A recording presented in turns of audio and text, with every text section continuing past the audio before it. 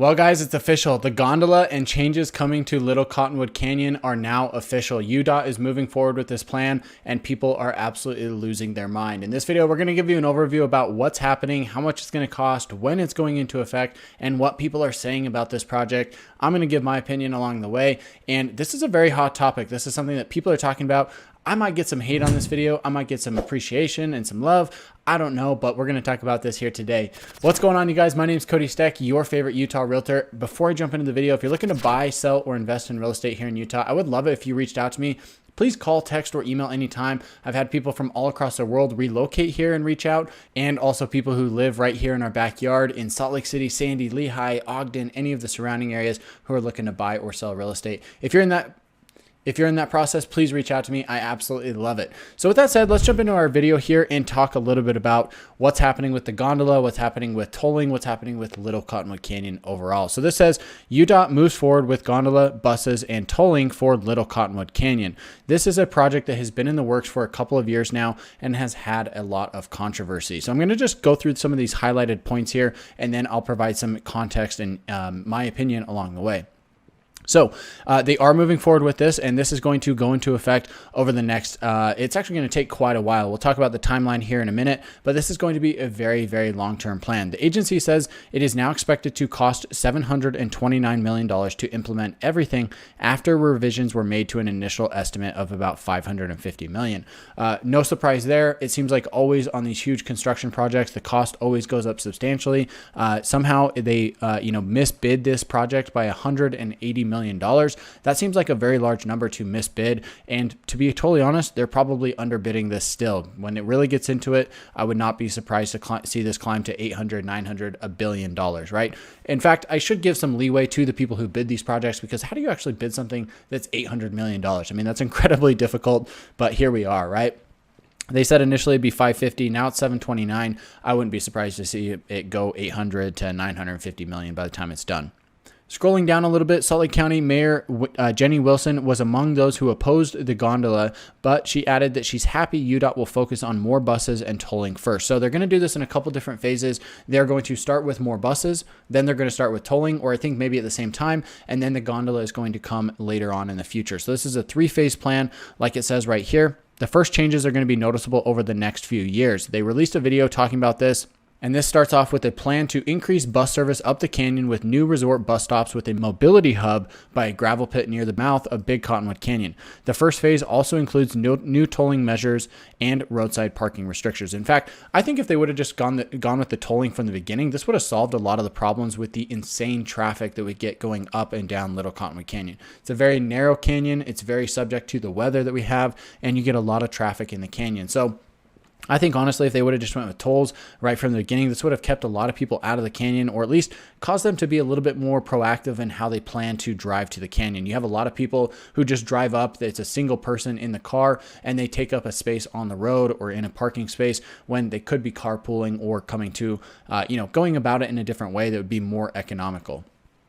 These changes are projected to be implemented in the fall of 2025. So it's actually interesting that they come through with this plan and they say, hey, we're going to do this. This is going into effect, but it's going to take 2 years to actually go into effect. I don't know what that's all about. That doesn't make sense to me. For me, I'm a very fast-paced person. I know that there's planning that goes into this. I know that there's going to be additional things they have to build, and they have to build bus stops and bathrooms and places for people to park and whatever. But why is this going to take 2 years to implement? Let's get this going. Let's get this implemented in the next year. I don't see a reason why that couldn't happen, especially for tolling. I mean, basically you just set up a little station where somebody has to pay money to go through a gate, and there you go. You've got a toll system. So I don't know why it's going to take so long. It seems like that's just the nature of government and all of these bureaucratic processes.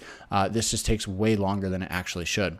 So let's scroll down a little bit and take a look at the second phase of this project. This is the new snow shed that they're talking about implementing. So because Little Cottonwood Canyon is very susceptible to avalanches in the canyon, you will get oftentimes avalanches that come down the mountain and they cross the road and they'll wash out the road, and therefore cars cannot pass up or down in the canyon. They have to wait for big tractors and stuff to come in and clear that snow out. Basically what they're looking at doing here is building a tunnel, so to speak, that goes from the side of the canyon over to the other side, and so when when the snow comes down, it's going to go over the roof of this building and then drop off the edge here. So this is going to keep the road accessible and keep traffic flowing. Now, I personally don't think that this is the right move to go with this option. I will say that I'm in support of the gondola. I think it's actually a great idea. I think it's going to be super cool. I think it's a very unique feature and something that's going to actually bring people here to the canyon.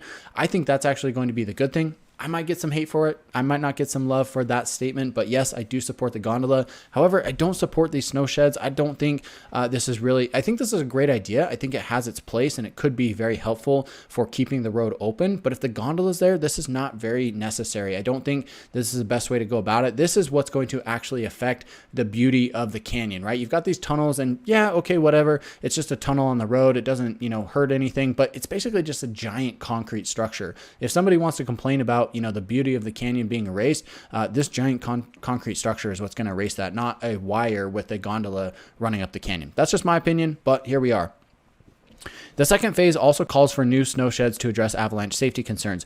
These will cover a pair of common slide paths, which is expected to reduce closures tied to avalanches. Crews would also make improvements to parking at White Pine, Lisa Falls, and Gate Buttress trailheads while adding a new area called The Bridge. The gondola from the mouth of the canyon up to Alta is in the final phase of the plan. This is going to be determined by future funding, right? Where are they going to get the money?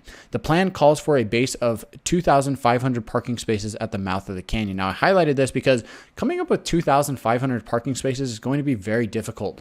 If you've been to the mouth of Little Cottonwood Canyon, you will know there's not a lot of space there. There's houses there at the mouth of the canyon. There's a couple roads. There's a couple areas where you can park, but to come up with 2,500 parking spaces, I don't see how that's going to be possible. They're going to have to build a parking structure to accommodate that amount of cars in the area. I think it would actually be wiser to build a parking structure in a different part of the area, somewhere in Sandy, have people park there, and then they have to get bussed over to the mouth of the canyon and get on the gondola from there, right? There's just a shuttle. I think that's a better move, but we'll see what happens. Each gondola cabin will hold up to 35 people. Once it's up and running, the bus service up the canyon will be discontinued and the mobility hub will focus more on Big Cottonwood Canyon.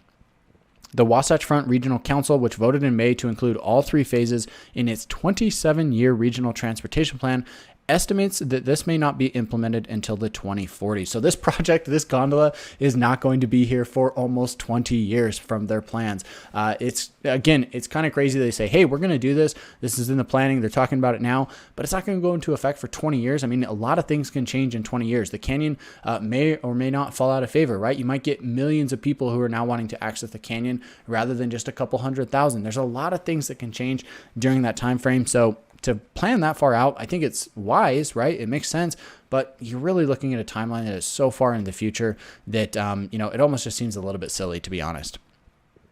Scrolling down here, they had a record response. We're not going to go through all this. You can pull up this article and go through it if you want. Let's jump over here and take a little look at this article here. So they interviewed somebody who was referring to the gondola project in Little Cottonwood Canyon. This person was not very excited about it, but they did announce they're moving forward with the project as we discussed. It's going to completely ruin a really beautiful canyon just to serve the ski resorts. Yes, the ski resorts are going to be the ones who benefit from this the most, but you're also going to get some environmental benefits from it. And honestly, I think it's just going to be super cool. I would love to take my kids up on this gondola, ride up the canyon. I think that sounds super awesome. Sounds like a really good time. And I think it's going to be, a fun entertainment thing, even just beyond the ski resorts.